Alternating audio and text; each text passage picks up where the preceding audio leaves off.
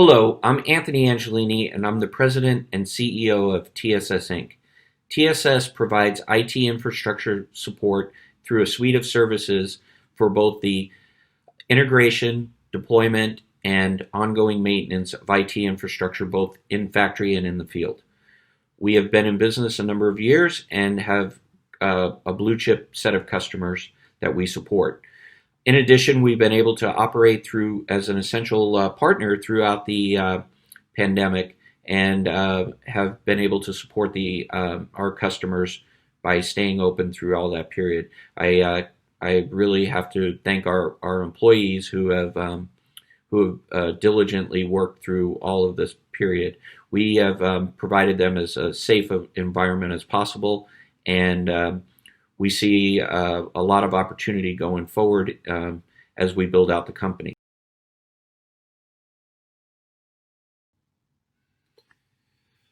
Hi, I'd like to give you an overview of TSS. I'll show you a few slides. Um, we restructured the business beginning back in late 2016, really to drive consistent profitability, and we completed most of those steps at the tail end of 2018 by selling off some non-core businesses for cash and moving more to a pure service model. Um, that through that effort, we drove a string of 14 consecutive quarters of positive adjusted EBITDA. So we were able to really strengthen our balance sheet um, through diversifying out of some of these businesses and operating results that really strengthen our balance sheet without us having to raise additional equity.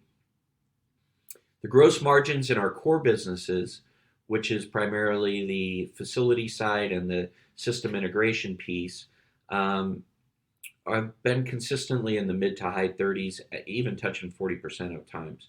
But in general, a pretty good margin profile for the business, um, and we've been working on growing that piece as we've shed some other revenue. And then in late 2019, we introduced a reseller model that, while has lower margin, drives additional service revenue and incremental profit with little risk. This business, we process, over $1 billion worth of hardware that is not on our books. The goal in this reseller program is to do, some percentage of that work where we take on the hardware and resell it. Generally, we already have an end customer and an order in place, so we're not taking risk. And we see this as a good opportunity to not only introduce us to other third-party providers in the software, professional services, hardware space, but as well, drag through some additional incremental profit. We've got a few charts here that I'll walk through, starting kind of up at the top left, where you could see our revenue over the last 5 quarters. After we shed those businesses at the tail end of 2018, we've been working to kind of regrow the overall profile. And then you see a big spike in Q4. That's when our reseller business kicked off, and we had a pretty good program that we were doing for the government during the fourth quarter.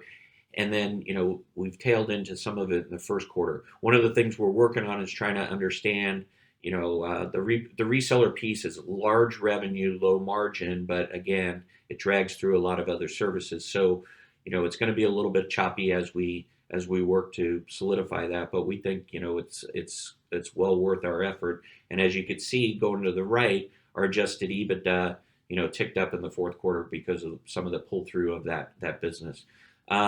We had a small loss in the first quarter. Our first quarter carries a lot of our public company costs, including audit fees, professional legal fees, tax processing, etc. And then in addition, we've added some capability to grow our other third-party business, and so diversification against our OEM. So we've brought a critical person on board to assist us with that. So we had some additional costs in the first quarter, and then the tail end, i.e. March, as the COVID thing picked up, it kind of put a little bit of brakes on that business. But we believe that the second quarter, we see that the second quarter is making up for all of that. So we've been very busy during this period.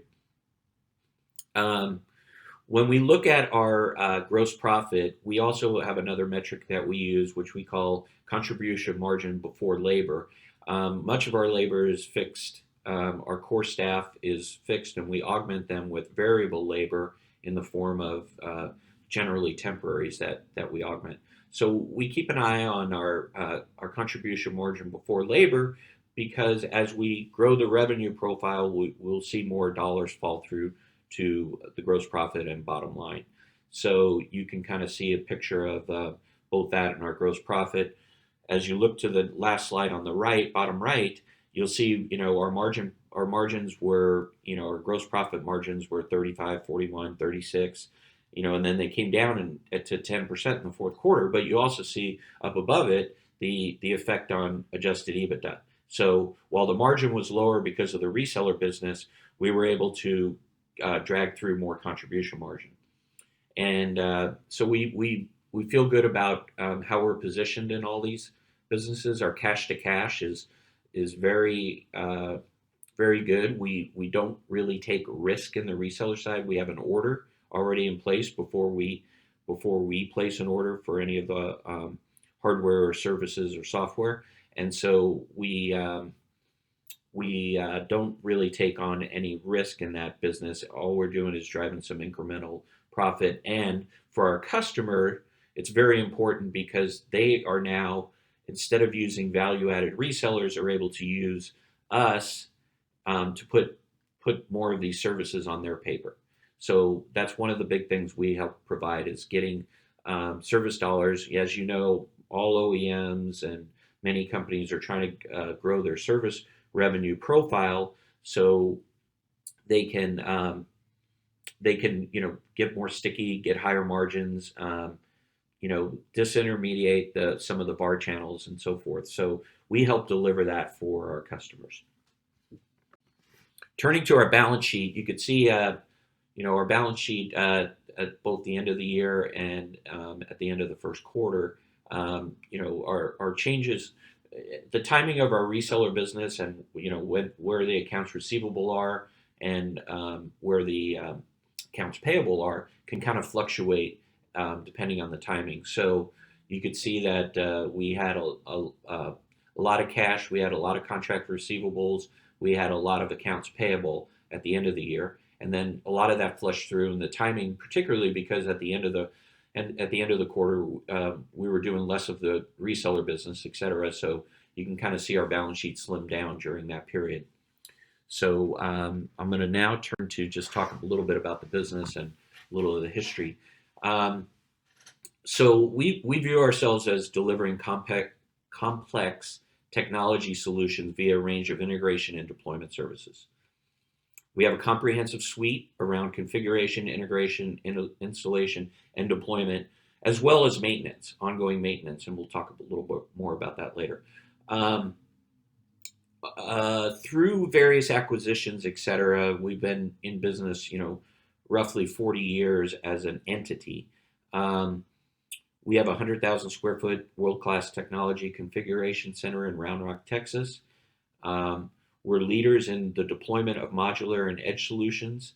We've deployed of the large modular solutions. We've deployed greater than 350, and I don't think anybody else in the U.S. has done that many.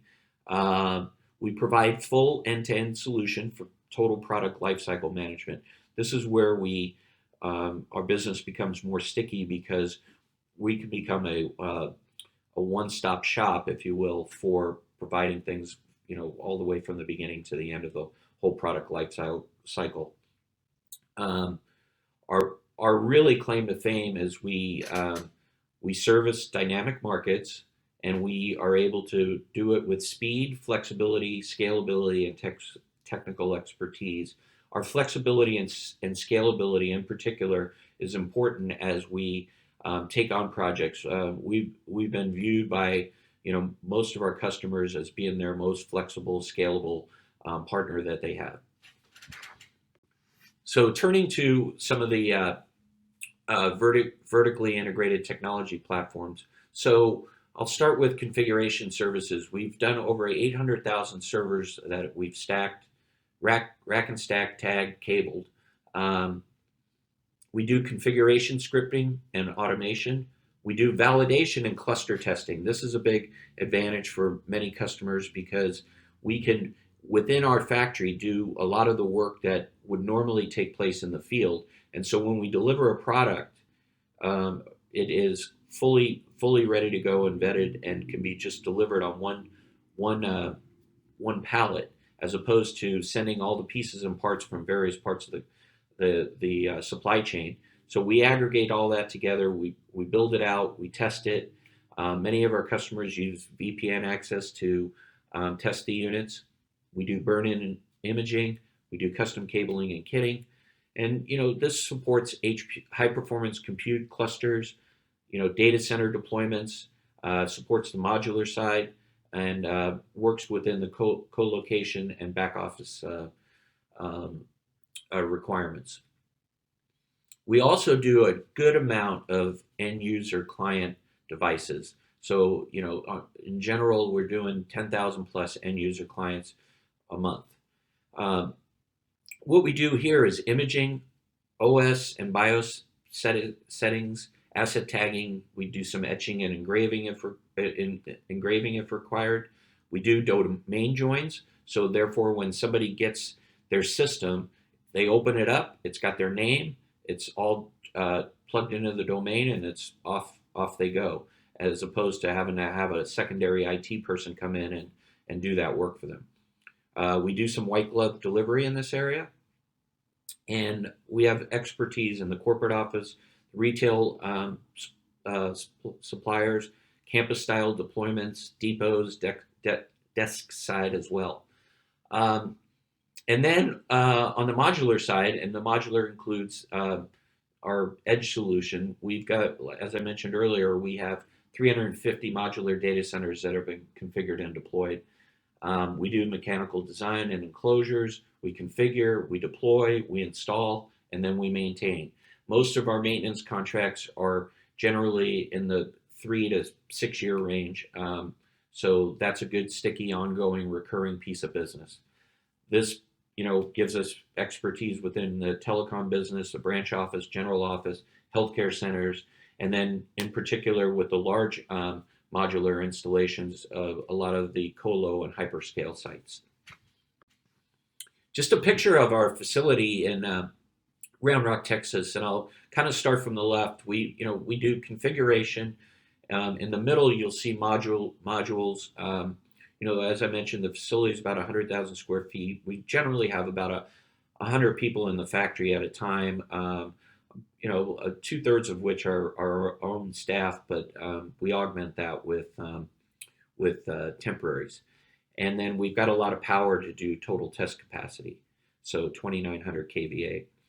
We can handle 18 of those 40-foot modules in the center at one time. We have a lot of loading docks. We've got some very large dock doors to be able to, move in and out these 40-foot containers. So then you'll see kind of on the right side is where we do our primarily rack and stack capability. We are a logical warehouse on our customer's system, so they're able to directly ship product from our location. We also inventory their product that is on their books. So, we'll process over $1 billion worth of goods that you don't see on our balance sheet or in our revenue. As we move into this reseller place, we'll be, grabbing some of that will show up in our revenue profile. But we do 5,000 unique shipments a month, and so we're very in tune on doing integration and fulfillment, modular and configuration. So the markets, as we look at them, are primarily the OEM hardware providers, MSP and cloud service providers, and then some of the resale business. So in general, on the OEM and hardware providers, we provide turnkey solution, planning, configuration, and integration, platform for software and service integration, allows our customers to execute on high complexity technology integrations. We can build units of one. So a good example is we supported the Kohl's program that went to thousands of stores throughout the country, and each one was an individual configuration tied to that store in support of the Amazon return program.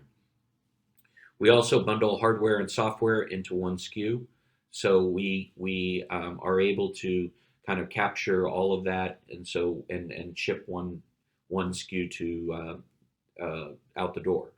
So we're taking in many parts, putting them together, aggregating them, and shipping one part.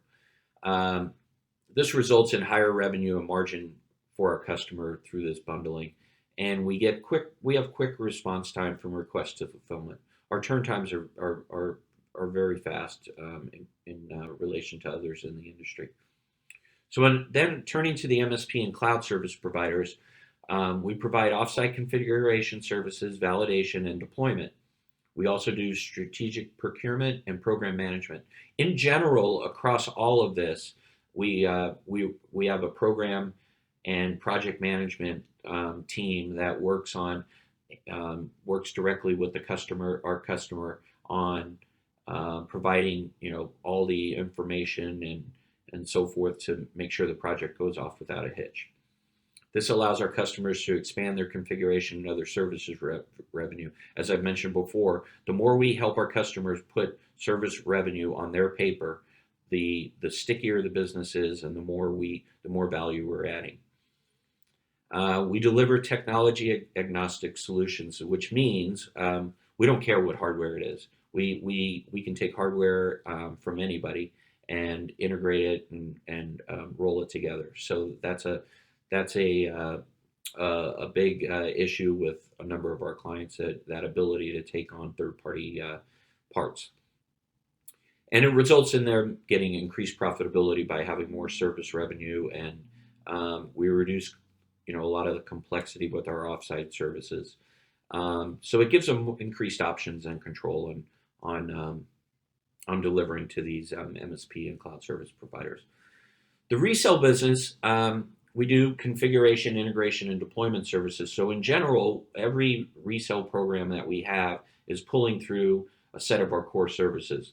So as we step into those, it drags along and pulls in more of our traditional core services. So we see that as a good opportunity by being able to offer that reseller program to grow our other parts of the business.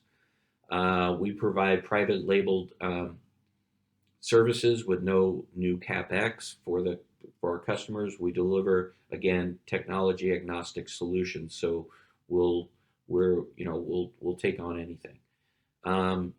This enables them to generate new revenue and margin opportunities to sort of, again, disintermediate the value-added reseller channel and distribution channel, so they can put more of their revenue and service revenue again on their paper.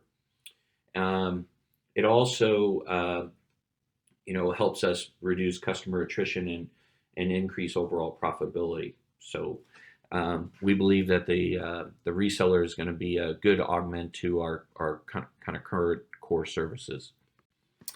Just looking at some of the customers that we serve, we have a pretty good suite of customers that we work with. Obviously, one of them is our largest customer, but we're making a lot of headway in a number of other third-party customers and so forth. So, we through our end-to-end solutions, from integration to white glove delivery, we have proven experience with low volume, high complexity. That is our we're really good at that. And that provides flexibility and some quick turn on projects that normally would be more difficult. We work with our partners on a approach of a sell with. So they have thousands of salespeople, and what we're able to do is kind of sell with them. So we come in and help solution with their sales team and help them win the business. So that's a big benefit to the customers that we work with. We're committed to operational excellence, and we're well invested. We're well invested in our operations, so we continue to evolve and make improvements to our operations to service the various needs of the number of different customers. Um, we've got over 40 years of continuous service for the major technology partners, as I mentioned previously. I'm going to talk a little bit about the edge. The edge is, the drumbeat on the edge business is growing. And certainly some of the changes that are taking place now in response to the pandemic is not only should in general accelerate the edge requirements. So we can do design and planning, understand the technical requirements, collaborate on solutions and needs, and design for change and design for manufacturability. We build, which includes a lot of this category. We do some third party sourcing, so we will work with subcontractors to build enclosures, fabricate and prototype, do new product introduction development, tooling and design development, precision metal and plastic fabrication, and assembly and finishing in our own location. Our then it turns over to system integration, where we will actually put the IT in whatever solution the edge requirement has. We do configuration, scripting, and automation. We do burn-in and imaging. We install a lot of PDUs. We do custom cabling and kitting. And then on the deployment side, we traditionally will do site surveys, get readiness plans together. We have dedicated edge deployment teams that also bring up the systems by installing and commissioning them for service. So, and the final piece, we monitor once we've deployed something, then we go on to provide a preventative maintenance program and/or a break fix program. So that is run through our control tower and/or NOC. So we have the ability to continue to manage the deployments we've done in the field. So it's just not one-time project and it ends. We get an ongoing piece of recurring revenue from providing the maintenance and monitoring work that we do. Just to kind of give you an example of some edge modular solutions, they go from small to medium to big. So the modular office factory, we understand the technical requirements, we collaborate, solution needs, and again, to design for change and design for manufacturability. We also offer self-contained modular data centers, smaller, mid-sized form factor. We'll do, any cooling, power, et cetera on those systems. We allow for shock-resistant delivery to enable to move them. The markets this typically serves as a telco substation, event centers, stadiums, and can be in a warehouse as well. Then we have an offering around ruggedized modular data centers, which are modeled on previous military ruggedized design. These units can be dropped from helicopters, can be put in place with forklifts. Again, we do, the infrastructure of the cooling and heating systems, et cetera. This market is generally military deployments, outdoor events, standalone telco substations. And finally, on the right, and this picture doesn't do it justice because this is essentially a 40-foot container, but it's a full IT trailer, self-contained within IT infrastructure. At deployment, it is north of 70,000 pounds, and generally they're half a megabyte deployments.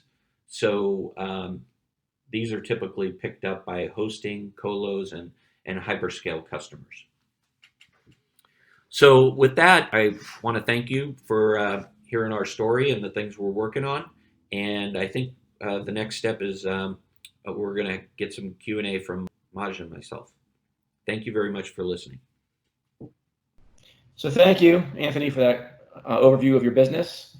Right now we're going to enter the Q&A section, but before we do that, I'd like to let our listeners know today that if there were some questions that we don't address in the Q&A section, you can always email Little Grapevine at conferences@littlegrapevine.com. We'll make sure to get those questions to Anthony so we can answer them for you. So Anthony, let's go into the Q&A here. Please describe your first couple of years as CEO and the events that led up to making a decision to divest some of the legacy businesses once you got here. Okay, so I came in 2012, and the business was primarily a data center construction business, building out data centers for both federal and commercial clients. What we found was that that business was very project-based, very low margin, a lot of players, much larger players in the industry. And so we began to look at how could we become more of a pure service provider, including an acquisition we did in 2013 of a systems integration business that was supporting both modular and other IT integration, both from a client and rack and stack basis. So we made a pivot to exit that business in late 2016, and have been basically profitable since then. So it was a big pivot. We moved our headquarters from Baltimore or in the Maryland area to Austin, Texas, and it has proven to be a great decision for the business overall. Great. And along those same lines, continuing with that same frame of mind here, were there any unforeseen challenges that delayed your turnaround after you joined the company? And how did you, if there were, how did you deal with it? Yeah, it was a balancing act of trying to ramp one side of the business while not, destroying kind of the base of the business. So as you turn around, it's never perfect timing. It can get a little messy. One of the challenges that we did run into is we financed the acquisition of the systems integration business using some working capital, and then at the same time, our largest customer was going through a take private exercise. So that became some challenges for us as it affected the volume of business going through our integration business. Great.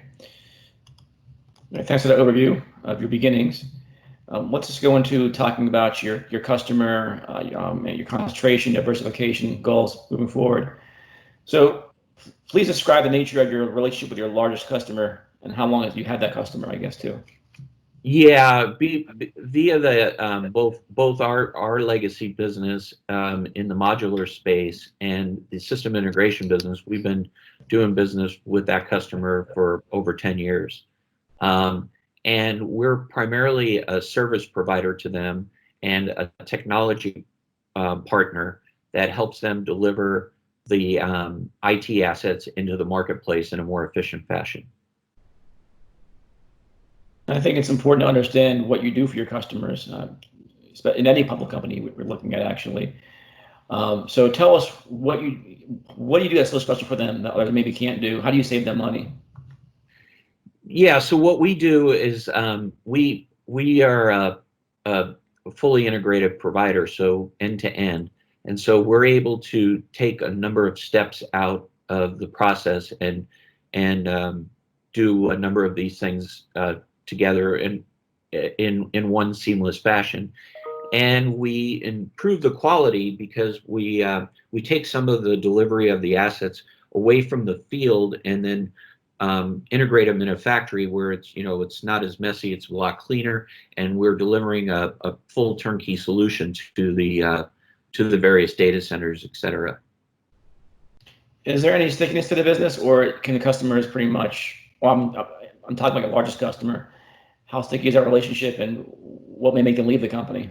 So we have a few segments of our business, which includes the system integration and also our modular deployment and maintenance business.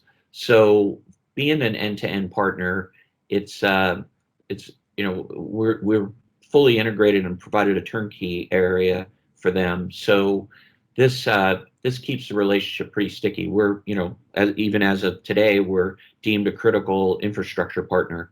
So we've remained open through the COVID-19, et cetera, delivering their product for them, and our service partner relationship, because it's end to end, would have to be replaced by a number of other partners. So we've been able to put a fully integrated solution together, which makes the relationship much more sticky.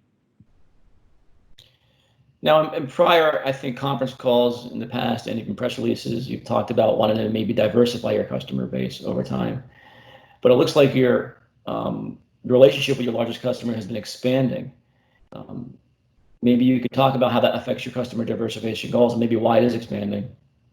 Yeah, so we've been able to, again, offer more and more solutions to our primary customer, and quite frankly, they're our biggest opportunity. They're very large, and we're doing a relatively small piece of their business. Although we pass through $1 billion of hardware a year through our facilities. So while a priority to continue to work on customer diversification, our biggest opportunities in the short run are sort of the low-hanging fruit are around our biggest customer.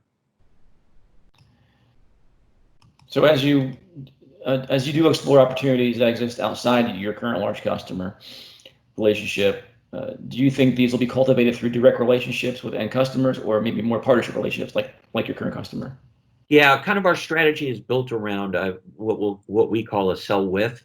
So if you think about our customers, sort of in the channel, they have thousands of salespeople that are out working deals with various federal and commercial customers, and on a very large scale. And then what we do is help solution the requirements that are needed by the end customers. So our strategy is not to have a large sales force, but to have some senior guys that can work on solutioning and delivering via that partnership to the end customer. It would be prohibitively expensive for us to try to go touch all these end customers, and quite frankly, as a smaller customer, a lot of times it's tough to be able to work with very, very large end customers, which is primarily what we deliver to. So let's move on now into understanding your business a little more deeply and some of the opportunities in front of you. So maybe you can help us understand the onboarding process of a new customer relationship that comes maybe from your larger customer, right? I think that's how the process works. They send you business. So how does that onboarding process work? And maybe you can explain a little more how that works, actually. Yeah. So are you talking about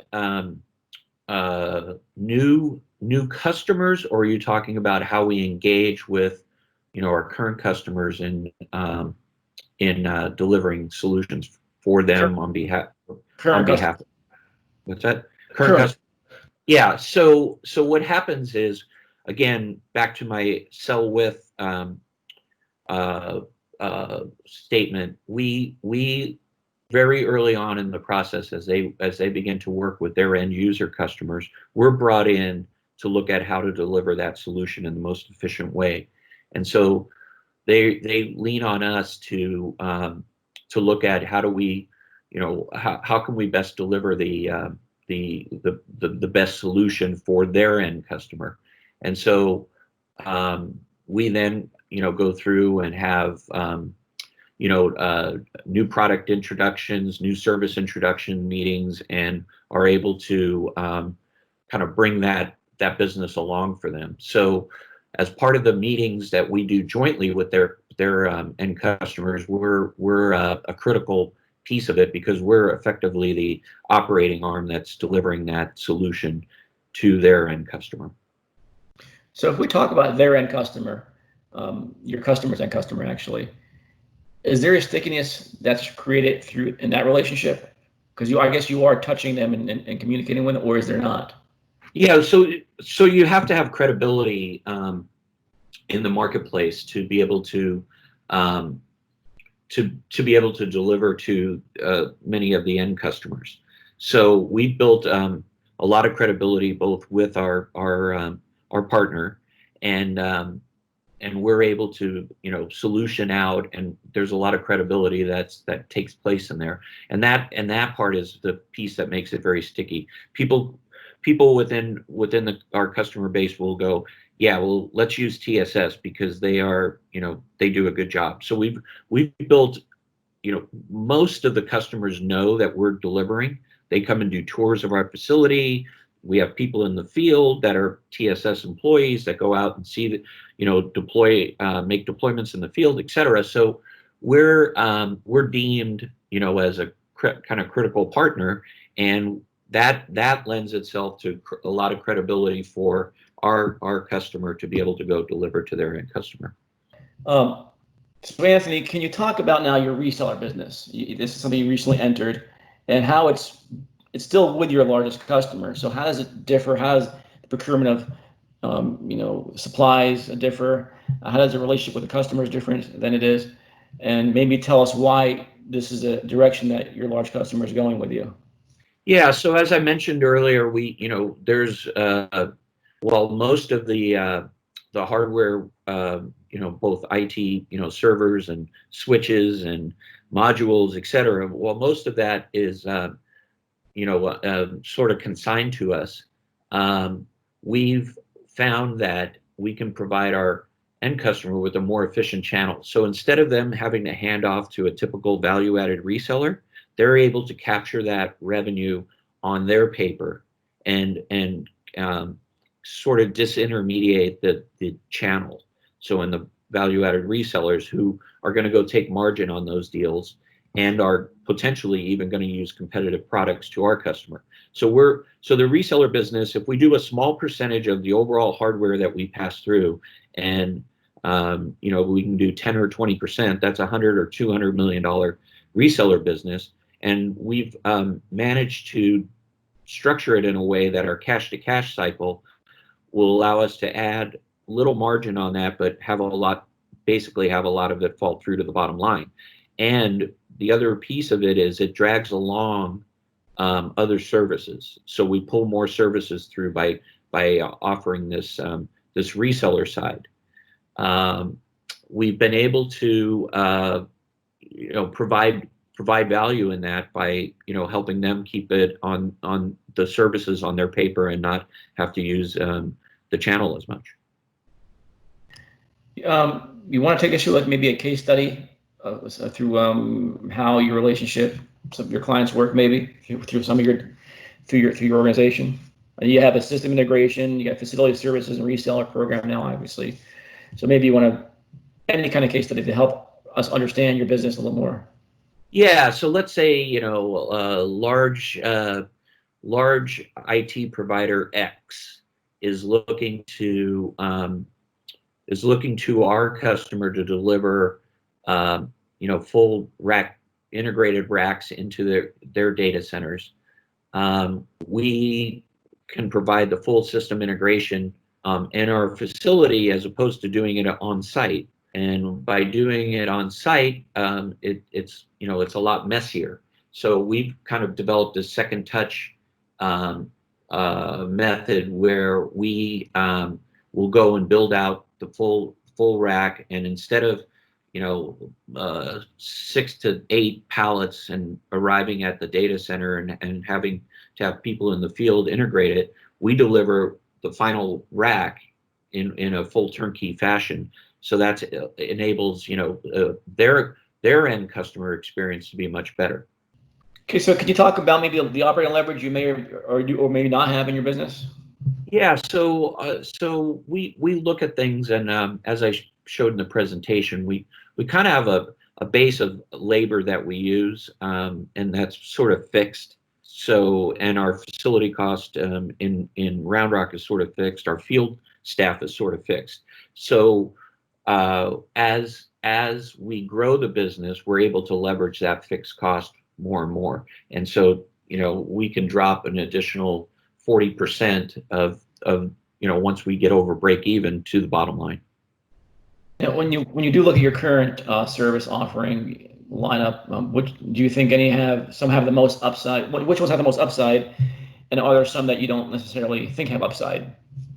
Well, obviously our systems integration side we think has a lot of upside, and we're currently in one facility, but we could be in multiple facilities as we move forward. But that piece has a lot of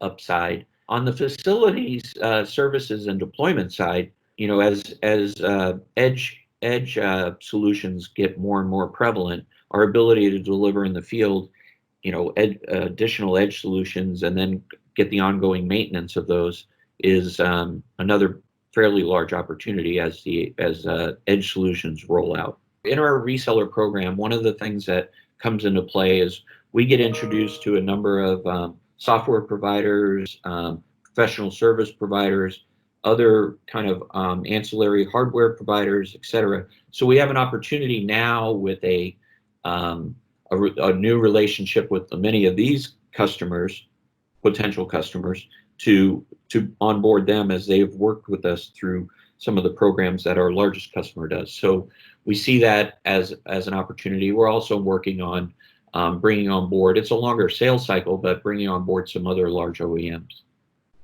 Anthony, you recently hired an individual for business development, I think, and can you talk about, again, when did you do that, obviously, and why did you do it, and how's that coming along? Yeah, so again, we don't have a large staff, but getting kind of senior guys with great skills would enable us to do more business. So while we have a lot of focus on the low-hanging fruit around our key customer that we're concentrated with today, we've now got somebody on board that's working on all these third-party relationships and developing those.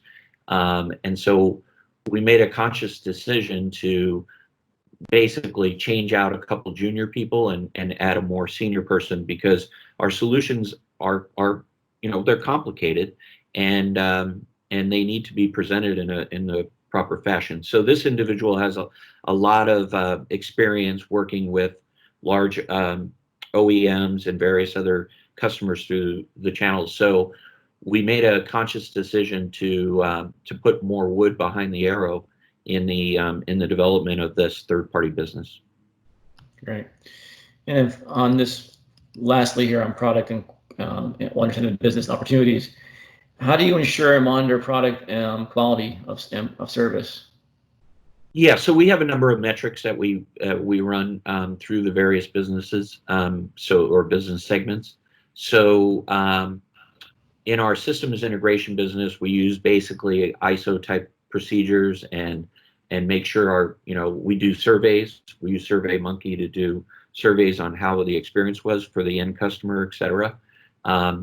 And then on the field work, we have a number of metrics there as well. In generally, if we're monitoring a data center or a modular data center implementation, we generally have 4-hour response times to any alarms that are developed from a BMS system, and then we report on how we responded to all those metrics, and then we do quarterly business reviews with our customer, where we review all those metrics and look at the quality of service and how overall customer sat was at the end user level was performed.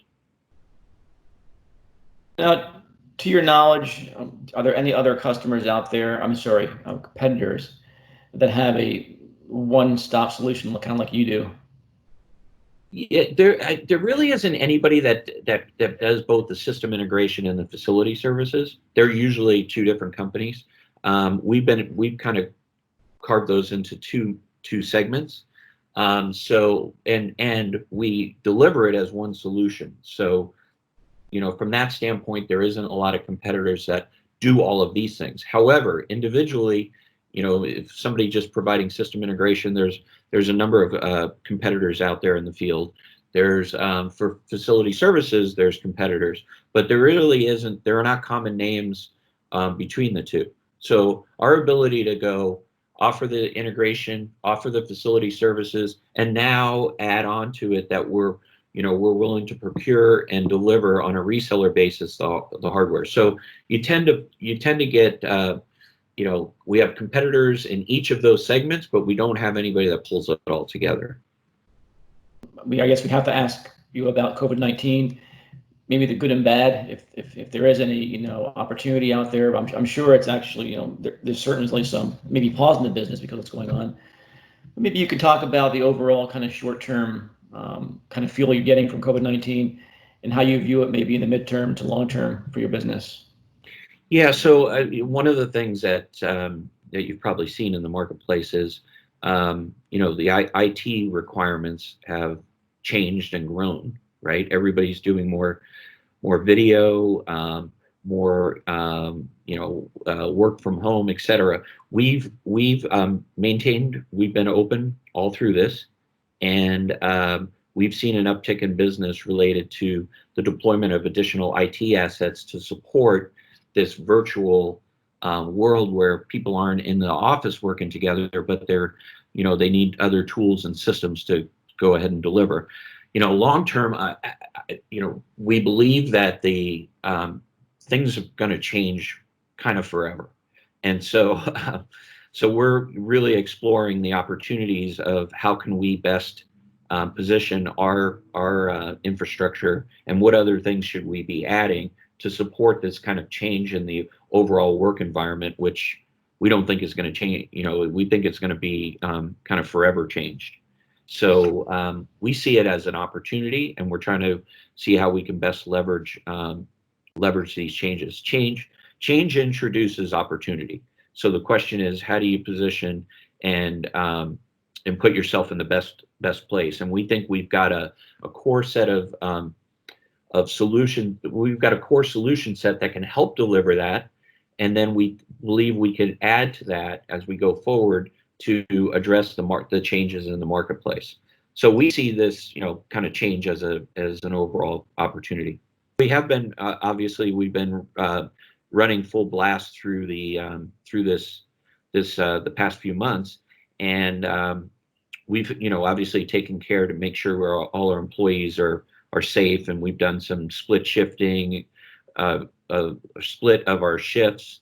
We've done some social distancing in our plant. We've restricted some visitors during this period, et cetera. But we've been able to address the near-term issues pretty well. But I think the bigger picture question that we're addressing and looking at is, what opportunities do these changes foresee for us, and so what pivots do we make to be positioned well in the new world, if you will. Okay, on a related note, how does your balance sheet look right now? I mean, in terms of being able to go through the crisis, and even in general. I mean, I think you had some debt in the balance sheet. How do you feel about that aspect going forward, just in terms of you need to raise capital or be able to grow organically for some time? Yeah, I mean, just 3 or 4 years ago, our balance sheet was in tough shape.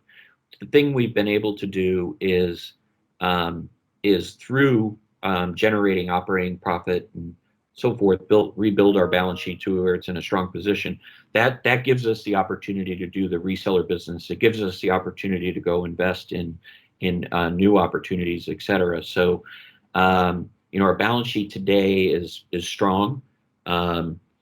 And we've done it not through doing equity raises, so we haven't diluted. We've taken on a little bit of debt, but at the end of the day, we've been able to kind of reposition the balance sheet. So today we have a pretty strong balance sheet without having to go out and raise specific equity, and so we've funded it all and grown or restructured the balance sheet all through operating results, which I think is the best way to do it. And so we feel pretty comfortable with where we are today, and it's affording us a lot of opportunities. Like as an example, we wouldn't have been able to step into the reseller program where we need 20, 30, $40 million access to credit.